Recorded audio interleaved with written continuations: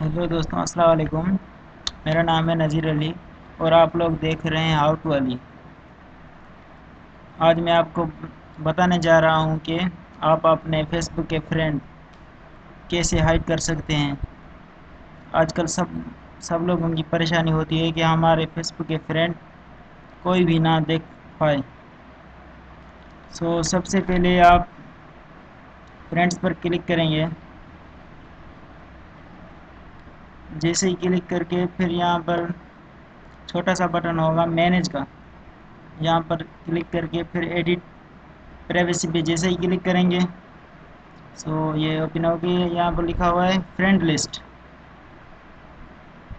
Who can see your friend list, کون کون دیکھ سکتا ہے آپ کی فرینڈ لسٹ۔ یہاں پر میرا پبلک کیا ہوا ہے اس کو میں اونلی میں کرتا ہوں، میرے سوا کوئی بھی میرے فرینڈ نہیں دیکھ سکتا۔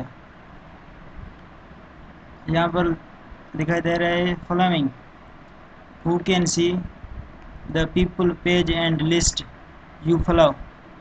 یہاں پر بھی آپ آپشن دیکھ سکتے ہیں، جو بھی آپ کو سمجھ آئے وہ آپ کر سکتے ہیں۔ میں نے اوکے پر کلک کر دیا۔ اچھا، اب میرے فرینڈز کوئی بھی نہیں دیکھ سکتا۔ اس ویڈیو دیکھنے کے لیے شکریہ۔ اپنا بہت سارا خیال رکھیے گا۔ اللہ حافظ۔